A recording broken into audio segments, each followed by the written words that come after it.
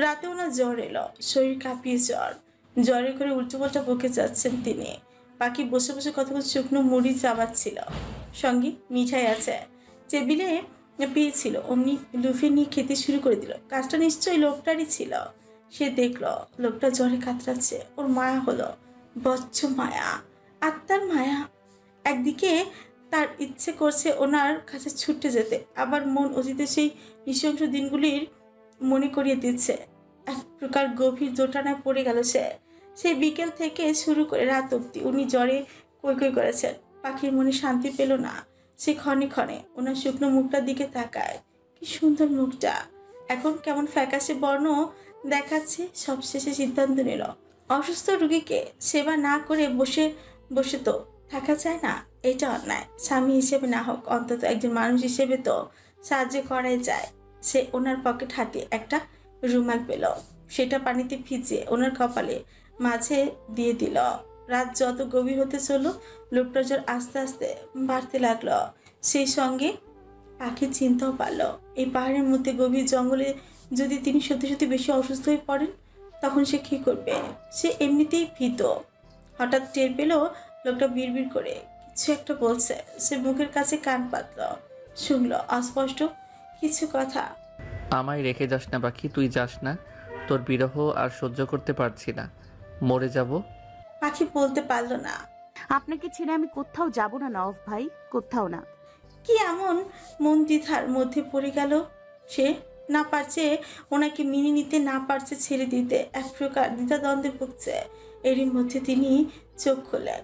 কেমন করে পাখির দিকে তাকিয়ে রইলেন। হঠাৎ করে ওর দেহের উপর তিনি নিজে ভারসাম্য ছেড়ে দিলেন, ওর গ্রীবাদেশে মুখ ডুবিয়ে দিলেন। পাখি হাতকে উঠল। উনি ছোট ছোট স্পর্শ গ্রীবাদেশে লেপটে দিচ্ছেন। ওনার উষ্ণ ভারী নিঃশ্বাস আর উষ্ণ শরীরের উষ্ণ স্পর্শে ওর পুরো শরীর অবশ হয়ে গেল। লোকটাকে ঠেলেও সরানো যাচ্ছিল না। কিছুক্ষণ পর টের পেল লোকটার ভারী ভারী গাঢ় নিঃশ্বাস ওর গলার উপর আছড়ে পড়ছে। তিনি থেমে গেছেন। ওর বুকটার ওপরই জ্বরে উষ্ণ হওয়া শরীরটা নিয়ে ঘুমিয়ে পড়ে আছেন। সে চেয়েও পায়নি ওনাকে সরাতে। অদৃশ্য এক শিকড় এসে যেন তার হাত দুটো বেঁধে দিল। এই আদুরের শখের পুরুষটা যে তার হচ্ছে প্রিয়, অনেক প্রিয়, যার বুকে কত রজনী ধরে লেপটেছিল, যার উষ্ণ গভীর আদর কত রজনী ধরে মাখামাখি ছিল, যার উষ্ণ ছোটের ছোঁয়া তাকে শিহরণ জাগাত। আজ সেসব দিনগুলো হারিয়ে গেছে। রয়ে গেল কিছু বিদঘুটে বিষাক্তময় দুঃস্বপ্ন, যেগুলো সে কখনো চায়নি। হাত বাড়াতে গিয়েও সে আদর করতে পারেনি তার সুদর্শন পুরুষটিকে। কত কাছে তিনি, ঠিক নিঃশ্বাসের কাছাকাছি। ওনার উষ্ণ নিঃশ্বাস সে শুনতে পাচ্ছে। হুঁশ থাকলে লোকটা তাকে জ্বালিয়ে মারত।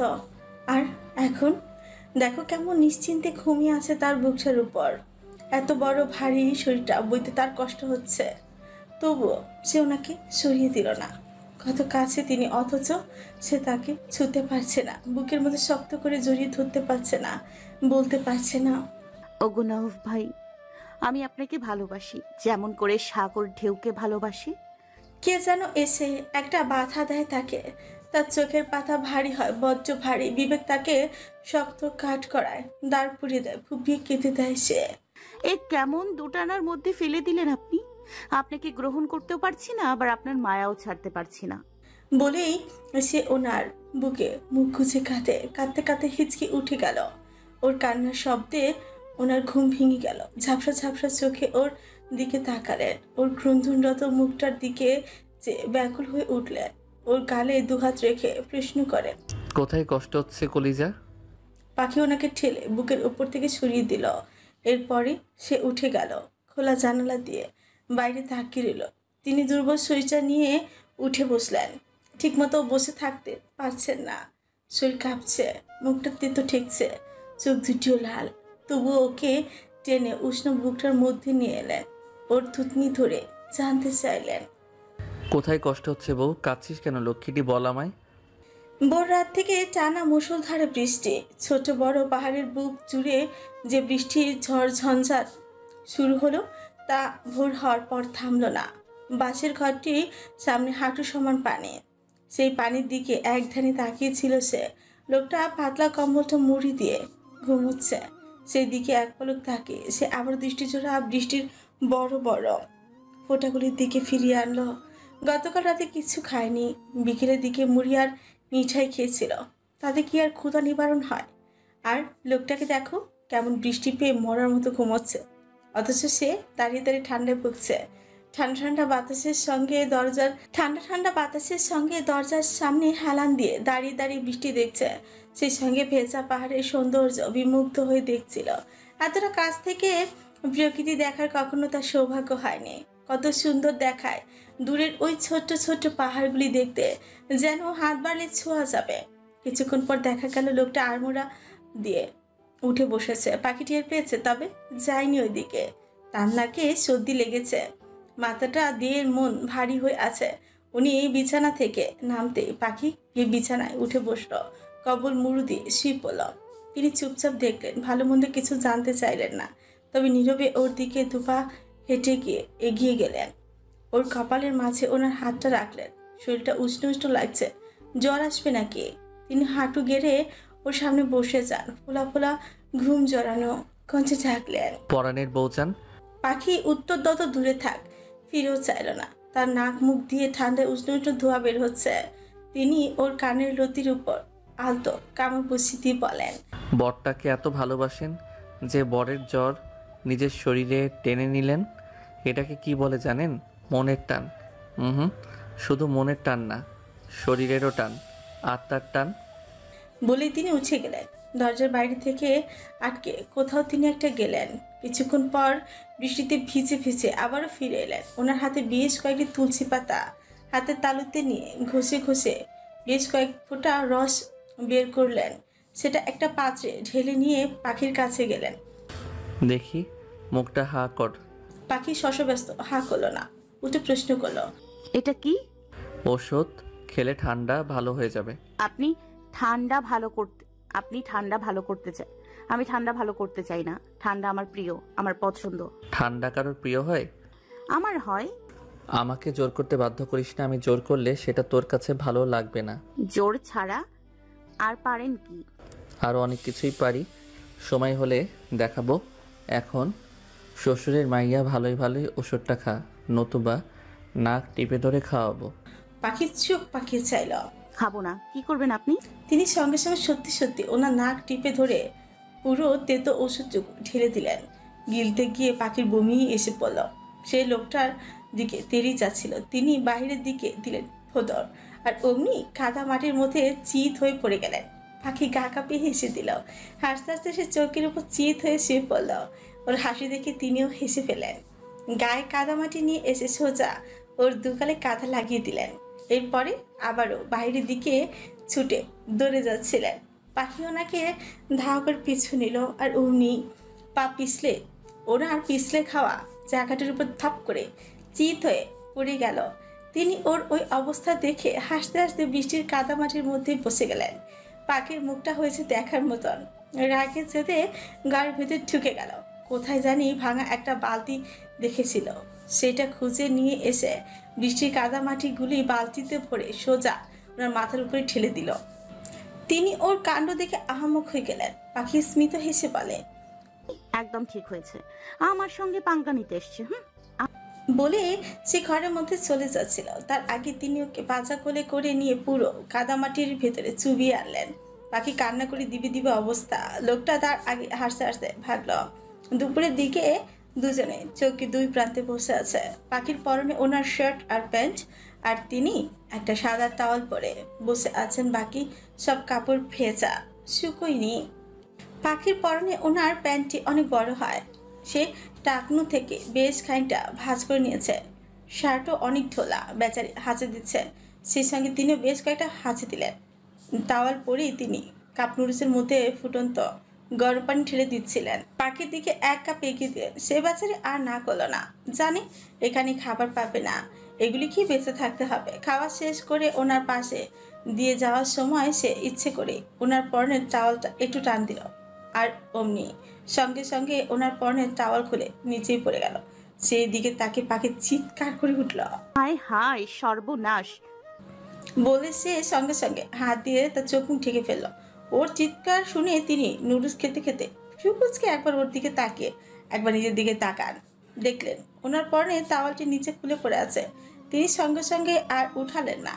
পাখি হাতের আঙুলে ফাঁক দিয়ে দেখে ওনার পরনে তাওয়ালের নিচে একটি ছোট্ট প্যান্ট ছিল, ওই 3/4 প্যান্টের থেকে একটু ছোট।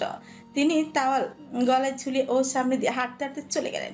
পাখি পুরো আহামক হয়ে গেল। সে তাহলে শুধু শুধু ফাও চিল্লালো।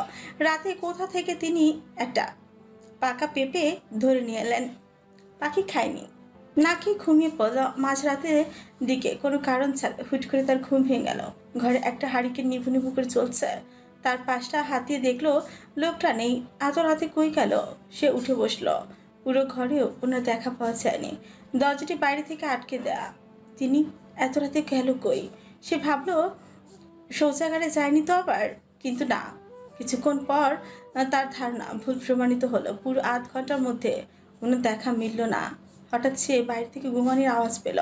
অজানা আতঙ্ক আর ভয়কে মাথায় নিয়ে সঙ্গে সঙ্গে জানলার কপাট খুলে ফেললো। অমনি দেখলো লোকটাকে ওনার সঙ্গে নিচ থেকে 10 থেকে 12 জন আছে। তাদের সাথে তিনি লড়াই করে যাচ্ছেন। কয়েকজন মৃতের মতো পড়ে আছে, আর 4 থেকে 5 জনের সঙ্গে লড়ছেন তিনি। কচু কাটার মতো করে সব কটাকে কাটছেন। হঠাৎ ওর দিকে ওনার কুখ্যাত দৃষ্টি জোড়া পড়ল। তিনি ওর দিকে চাইলেন, ওকে ঠোঁট টিপে হাসলেন। প্রাণের বউজান, নেমে চলে আসুন। আপনার বরটাকে একটু হেল্প করুন, একা হাতে সব সামলাতে পারছি না। ওকে দেখে ঠোঁট টিপে হাসলেন। বলতে বলতে একজনের কাঁধ থেকে হাতটাই কেটে ফেলেন। ফের আবার বললেন, বউজান না আসতে পারলে ওখানে বসে বসে চুমু ছুঁড়ে মারুন, যাতে শরীরের পাওয়ার বাড়ে, ভোল্টেজ বাড়ে। আপনার চুমুতে আবার ধার বেশি, পাওয়ার বেশি, বুঝলেন? শরীরে লাগলে অটোমেটিক শক্তি বেড়ে যায়। বলে তিনি ওকে চোখ মারলেন। লুঙ্গি কাছা দিয়ে 2 হাতে 2টো রামদাঁত তুলে লোকগুলিকে তরকারি কাটার মতো কাটছেন। সব কটাকে কাটাওয়াল টেনে টেনে এক জায়গায় জড়ো করলেন। এরপরে শুকনো কিছু ডাল খুঁজে এনে তার উপরে পেট্রোল ঢেলে দিলেন। এই ঘরে পেট্রোল ছিল, সেটা তিনি কাজে লাগাচ্ছেন। একটা সিগারেট ধরালেন, 2টো টান বসিয়ে দিয়ে বাকিটুকু পেট্রোলের দিকে ছুঁড়ে মারলেন। সঙ্গে সঙ্গে আগুন জ্বলে উঠল। কিছুক্ষণ পর আগুন ছড়িয়ে পড়ে। একটা একটা করে মৃতদেহ অতঃপর পুড়তে থাকে। তিনি বাসের ঘরটির ভিতর ঢুকে যান। ভেতরে গিয়ে যা যা প্রয়োজন ছিল সব ব্যাগে ভরলেন। এরপরে পাখিকে টানতে টানতে সেই মাঝরাত্রে ওই ঘর থেকে বেরিয়ে গেলেন। এই মাঝরাত্রে তার কোথায় যাচ্ছে পাখির ঠিক জানা নেই। কেবল হাঁটছে তো হাঁটছে, বেশ অনেকক্ষণ হাঁটলো। ইতিমধ্যে সকাল হয়ে গেছে। সূর্যের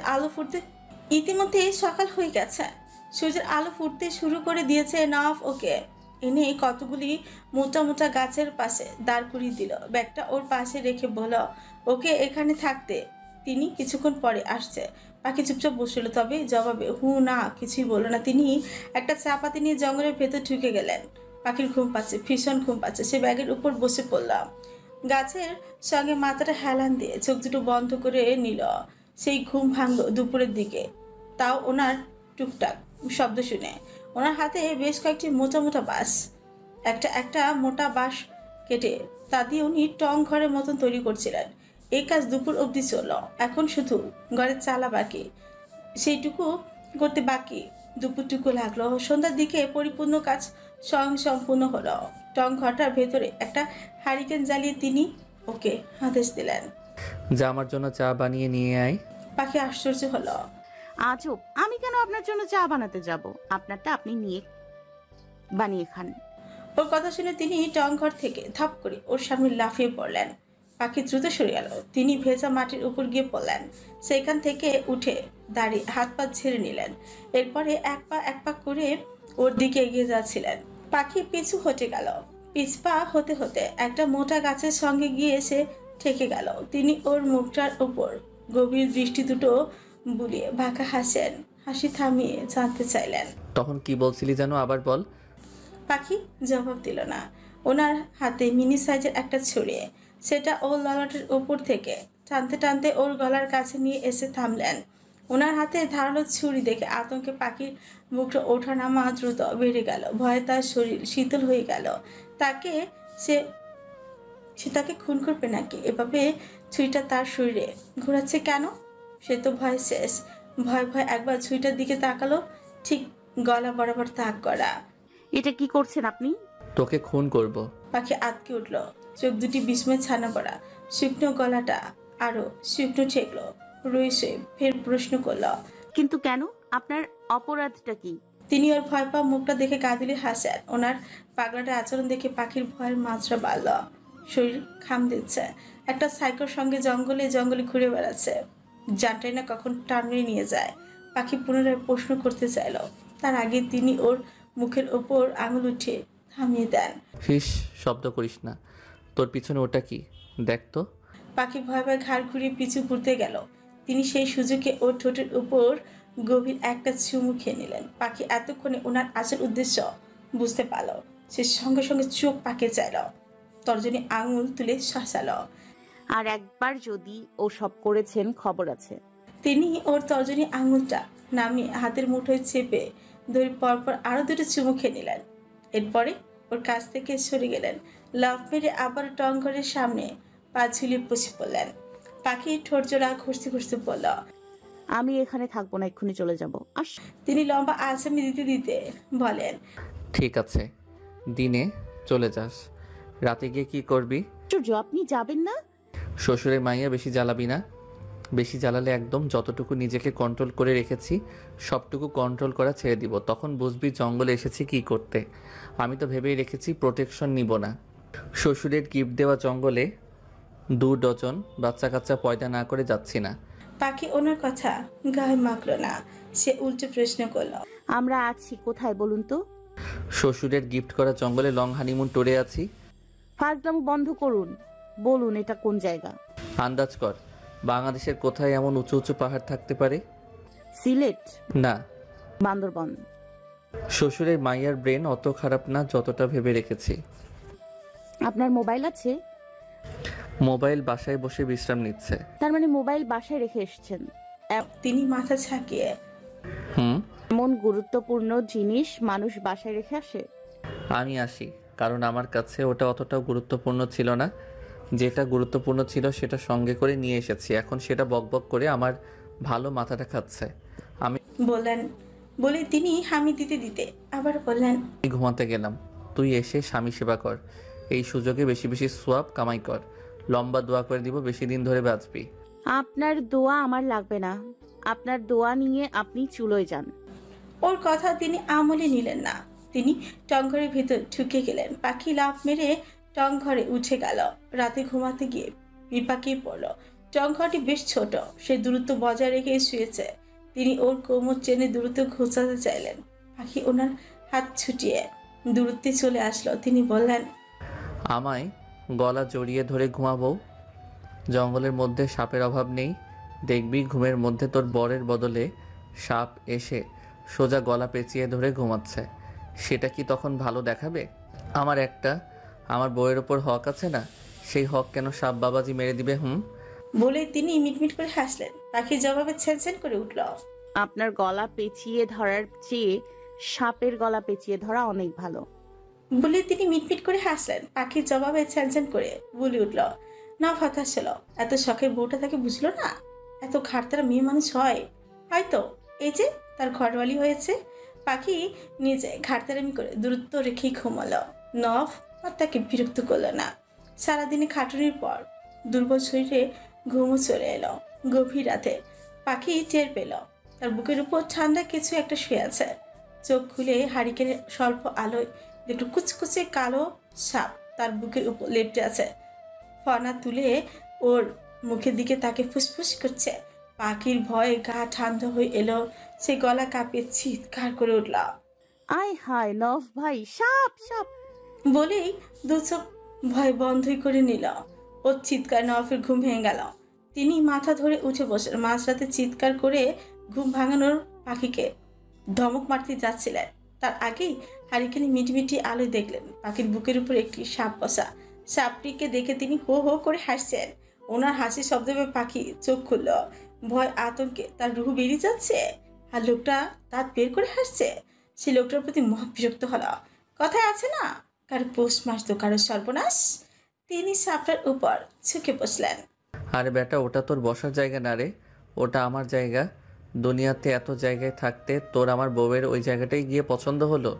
ওখানে গিয়ে বসতে হলো? হাতে বসতি কিংবা পায়ে বসতি, তবুও মানবতা দেখাতে পারতাম, কিন্তু তুই এটা কি করলি? সোজা আমার জায়গায় গিয়ে দখল করে নিলি।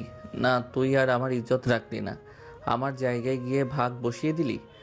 পাখি চোখ বড় বড় করে ফেলো, ললার সামান্য কুচকে বলল, আমি এইদিকে ভয় পেয়েছি, আমি এইদিকে ভয় মরছি, আর আপনি ওটার সঙ্গে খাতির করতে শুরু করে দিয়েছেন।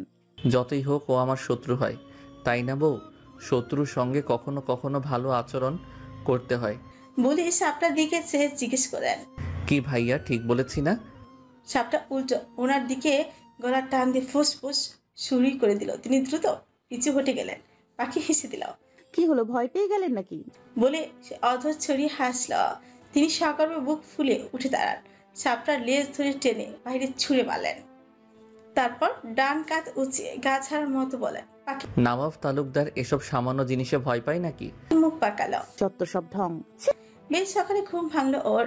সবার প্রথমে চংঘরের দরজা খোলা দিয়ে পাহাড়ের কোল ঘেঁষে থাকা পুষ্পপুঞ্জ কুয়াশাগুলি দেখতে পেল।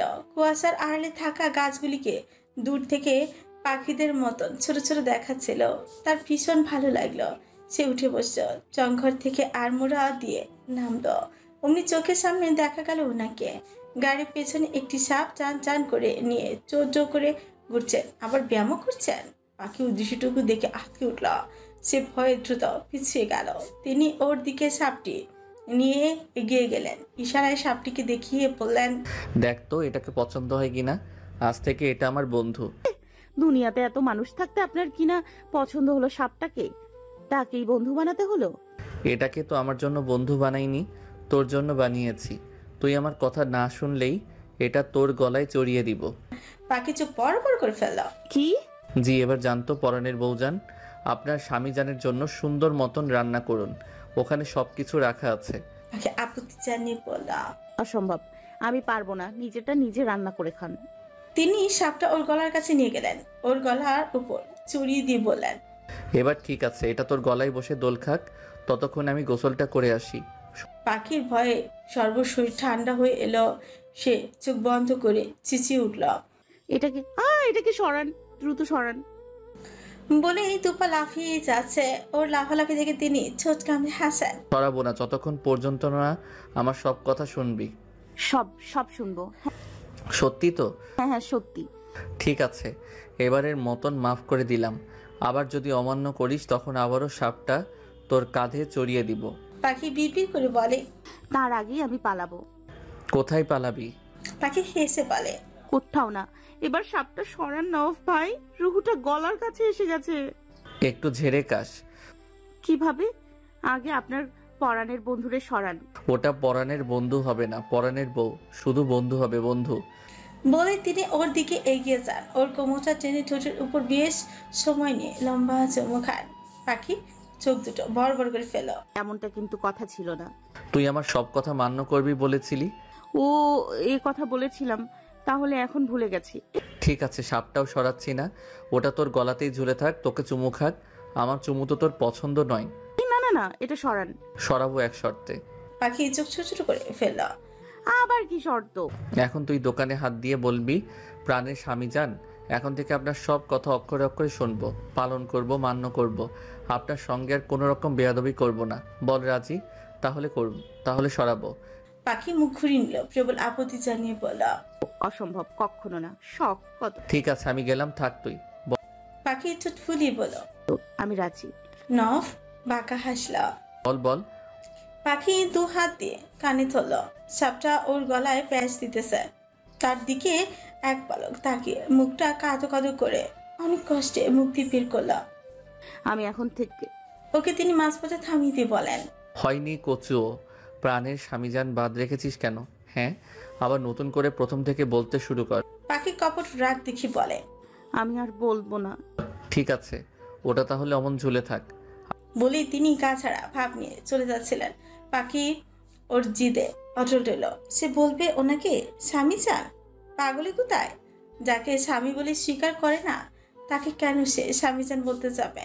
তার ঠেকা পড়েছে, ভেবেছে সাপ দেখিয়ে ভয় দেখালে সে ভয় পেয়ে ওনার সব কথা মেনে নিবে, শুনতে শুরু করে দিবে, ওনাকে স্বামীর স্থানে বসিয়ে দিবে।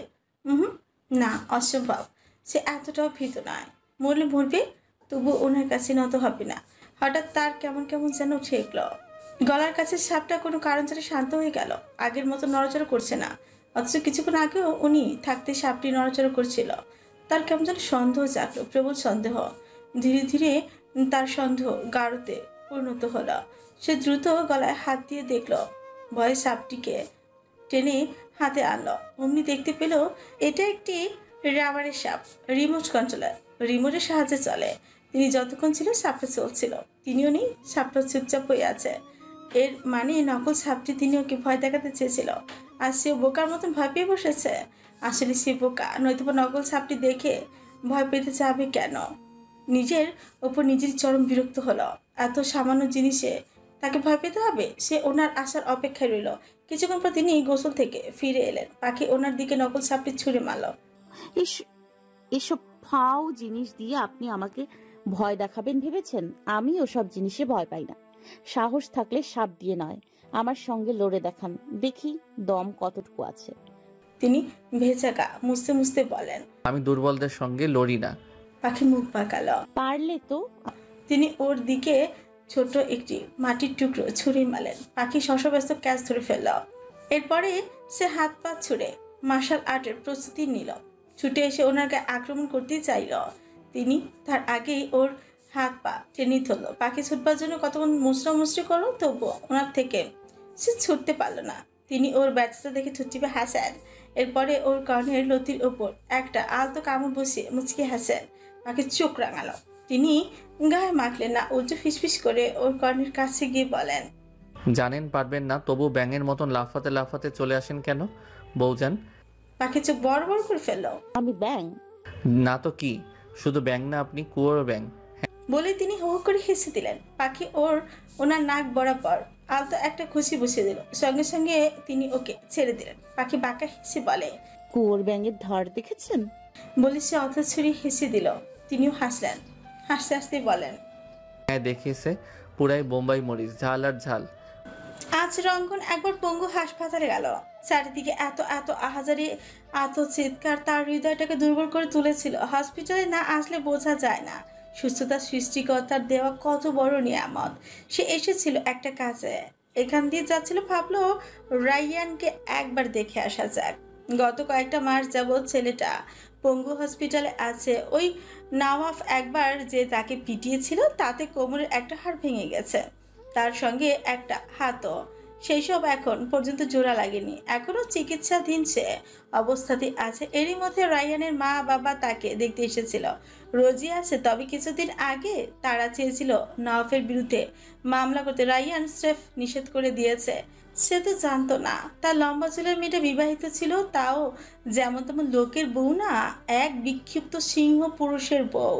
তাছাড়া মার তো এমনি খায়নি, শখ করেই মার খেয়েছে। তাকে বারবার নাও বুঝিয়েছিল, ওয়ার্নিংও দিয়েছে, তবুও সে শোনেনি, যার ফল এখন তিলে তিলে ভোগ করছে। রঙ্গন রায়ানের কেবিনে গিয়ে দেখলো রায়ান দেওয়ালের দিকে মুখ ফিরিয়ে কাত হয়ে শুয়ে আছে। রঙ্গন তাকে ডাকলো। রায়ান? পরিচিত কণ্ঠ শুনে রায়ান পিছু হলো। রঙ্গনকে দেখে বেশ খুশি হলো, একগাল হেসে বলে, বসুন রঙ্গন ভাই। রঙ্গন বসলো না, দাঁড়িয়ে জিজ্ঞেস করলো, কেমন আছো? জি ভালো, আপনার কি অবস্থা? এই তো ভালো। আর আপনার রঙ্গন ফুল? বলে সে প্রশ্নবিদ্ধ নয়নে চাইলো। রঙ্গন নিঃশব্দে হাসল। ভালো। কোথায় আছে এখন সে? আপাতত তার বরের সঙ্গে আছে। রায়ান চুপ করে রইল, বালিশে মাথা হিলিয়ে বলে, জানেন রঙ্গন ভাই, আমার কপালটাই খারাপ। যত ভালো লাগা বিবাহিত মেয়ে দিয়ে শুরু হয়, প্রথমে লাবণী, তার সঙ্গে প্রেম করার পর বেশ কয়েকটা বছরের পর জানতে পারি সে বিবাহিত। তাকে ছেড়ে যখন লম্বা চুলের মেয়েটাকে দেখলাম, ভীষণ ভালো লাগলো। কয়েকটা মাস তার পিছু পিছু ঘোরার পর যখন ভালোবেসে ফেললাম, তখন জানলাম সেও বিবাহিত। বলেই সে মুখটা মলিন করে নিল। ফুস করে শ্বাসও টানে পুনরায় বলে, সত্যিটা কি জানেন, লম্বা চুলের মেয়েটাকে সত্যি আমি ভালোবেসে ফেলেছিলাম। তাকে নিজের বউ রূপে চেয়েছিলাম। কেন জানি মেয়েটার প্রতি মনটা আমার বেশি টানতো।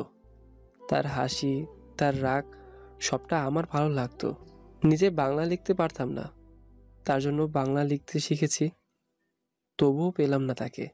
সে বলে আবার ফুস করে হতাশার তপ্ত শ্বাস ছাড়ল, চোখের কার্নিশ গড়িয়ে 2 ফোঁটা জল গড়াল। রঙ্গন বলে, ওসব ছাড়ো, তোমার হাতের অবস্থা কি? হাতের অবস্থা ঠিক বলতে পারছি না, তবে পিঠের হাড় জোড়া লাগতেছে। আমার মনে হয় কি জানেন, হাতের হাড় আর ঠিক হতো না, পঙ্গুত্ব বরণ করেই আমাকে বাঁচতে হবে।